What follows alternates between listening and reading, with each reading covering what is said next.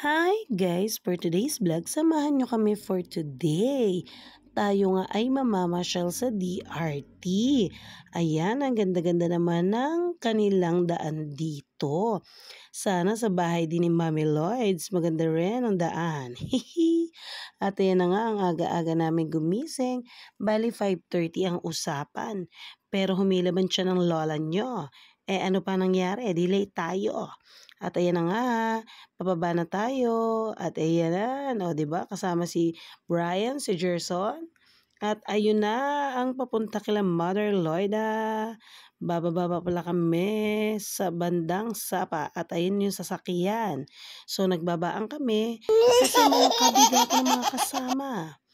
Kailangan bumaba at baka paano yung L3, kumakaway-kaway pa dyan si Mami Loida. Ayun ang mga bata, nag-una-unahan. Ayan si Dave, si Cyron, si Charby, at ayan na ang ating iba pang mga kasama. Ayan, so nagbabaan kami. Tapos ayan na kami, 'di ba? Ang bilis ng transition, kakaloka. Nandito na kami sa Hacienda Loida, 'di ba? Bonggang-bongga. Napakalawak ng lupain ni Mother Loida diyan. Ayan ang mga kiddos, excited na, o 'di ba? May kubo pa sila diyan. Ayan, sinasalubong tayo at wine-welcome tayo ng mga chicken. Hello mga chicken! Kamusta kayo diyan? At ayan na, umakit na tayo sa mansyon ni Mami Lloyd at tinuturo pa yung chicken. At ayan yung dog, Gina G. Ang kikit ng kanyang mga aso, At ayan mga kiddos, uy taray, may pa-welcome pa si Mami Lloyda. Wow! Napakasarap naman talaga niyang biko na yan.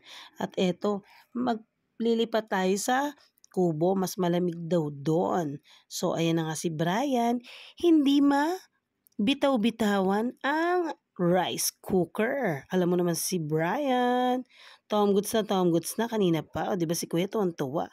O, ayan, sabi sa inyo bantay na bantay talaga yan. Walang makakakuha iba dyan. Ayan na ang ating mga kasama. Ayan, nagdadahan-dahan lang sila dyan. Ayan, ang dami-dami namin, di ba? At ang saya-saya naman talaga. Ang daming makukulit na bata. Ayan sila Ate Ann, sila Ate Rich. At ayan na nga ang batang gutom. Hindi na makatiis sa rice. Nagaglabs na. Tom Goods na talaga siya. Napapakamot na nga sa gutom ang bata. Kawawa naman ako. Baka magalit niyan si Kuya Yoyong. Sabihin, ginugutom natin niya. Pakainin na. Kahit mainit, sige, sandok lang. At ayun na nga, kumakain na siya, o 'di ba? Sabi sa inyo, gutom na yan eh. Ayan sila Mami Loida, o 'di ba? Ay, hindi pa pala tapos. Nauuhaw, niloloko. At ito ang napakakit na slippers namin, o 'di ba? Turn na pa kami ni Dave. Ito nga pala ang breakfast natin, o 'di ba? Pandesal na napakasarap. At ito yung dalawang nag-iinglisan na, kakaloka. Ay, akala ko tapos na siya. Hindi pa pala. Nag-second round pa. O, 'di ba? Busy-busy ang lahat sa kainan. Kain po tayo. Thank you, Lord, sa food. Ayan si Aling Tesay, kumakain na rin. Sila Ate Janice. O, 'di ba? Akala ko tapos na tong bata na to. Hindi pa rin pala. Peace daw. Ayan ang mga kiddos, nakakita ng fish. Tuwan-tuwa naman sila at pinapakain nila dyan. Hinahanap ko nga isda, hindi ko makita.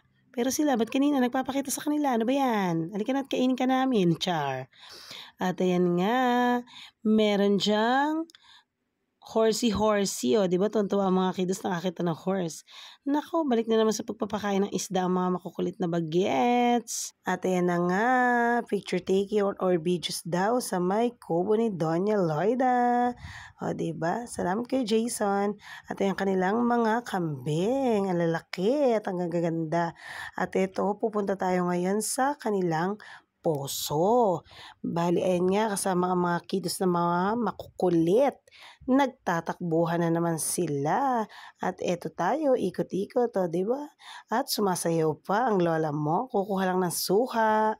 O, di ba? Ang laki-laki ng suha nila. Napakasarap niyan, guys. Eto nga si Ate Janice. Hinuhugasan ng tilapia na binili niya kanina. Ayan. At ay mga mababait na kiddos, nagtitimba. Ate, ano ginagawa mo dyan? Ay, si Mami Loida, tawa ng tawa. Ayun nga si kuya, nag-try din siya magtimba. Naku, Siron, baka tumama sa mukha mo yan. Ay, gagat na si Ate Ano. At eto na nga, o di ba, napaka-sweet naman ang dalawa na 'to. Nagtutulungan naman talaga, BFF yarn. Joke lang. Yan talaga si Ate Ana, napakabait yan si Ate Janice. At ito nga, ang lupain ni Madam Loida, napakalawak. Ayan ang mga makukulit na kiddos. So, kumuha si Mami Loida niyan at lalagyan daw namin ng pagkain. O, di ba? Ang luwang dito, ang sarap maglaro ng badminton, volleyball, basketball, kahit ano. Ayan nga, yung mga bata, Diyos ko, akyat, baba, akyat, baba. Sige, takbo lang. Ang kukulit namang talaga.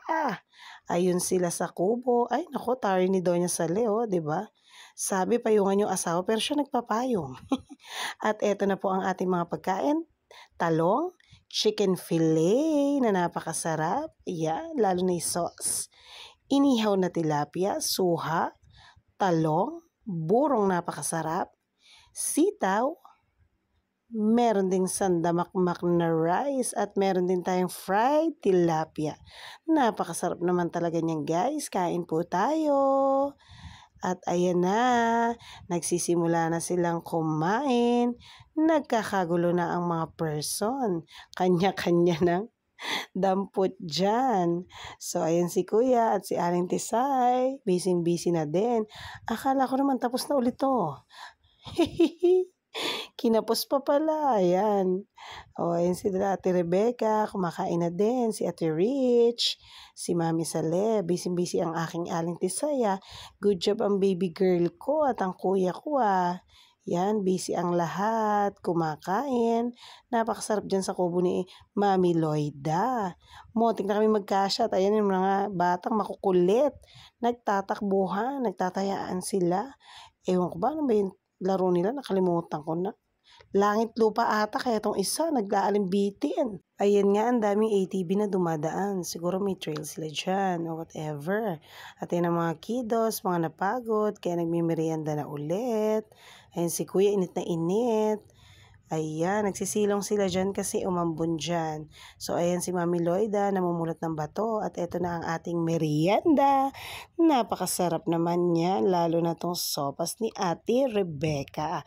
Bonggang-bongga sa lasa. At ayan ang mga kiddos, busy-busy. Ang daming customer ni Ate Ann. Ay, si Mami Loida. Napakakit namang talaga.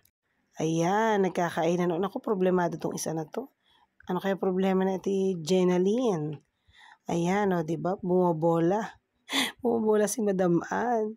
Seryosong-seryoso ang lahat. Pero etong batang to, nako, gutom na naman. At ayan, nahuli ko daw siya. Sana all, masiglang kumain na yun. Nagkakagulo na sila. Diyos ko, nagsasyaro na ang bawat isa. Ay, kawawang plastic, montik ng masira. Nag-aagawan talaga sila ng bonggang-bongga dyan. At dahil malapit na tayong umuwi, ayan, umakit na tayo dito sa pinaglalaroan kanina ng mga bata ay ng aking mga kananay. O, diba, ang gaganda. Ayun si kuya kong napaka-pogi. Nandito tayo sa taas. Sabi nga ni Ate Lynn, malapit na sa langit ang DRT. Ay, nagbababaan na sila dyan. Ayan, kinukulit talaga ako niyan. At ayan, tumawid na sila sa sapa. O, di ba si Aling Tisay? Bumababay si Mami Loida. Maraming salamat, Mami Loida and Tatay Fred sa pagtanggap sa amin dyan. Ayun na, umaakit na kami dyan. At ang mga bagets, tingnan mo. Para daw silang lumilipad dyan. May malaki kasing bato dyan. Ayan, pagod na pagod itong mga to. Mamaya kakanda tulog yung mga yan. Tinitiyak ko yan. Ayan, so sasakay na kami dyan at uuwi na kami. Ayan na nga. Nagkanda tulog na ang bawat isa. Ito, tulog na tulog. Maraming salamat po sa panonood. Ingat kayo palagi. God bless you. Bye-bye.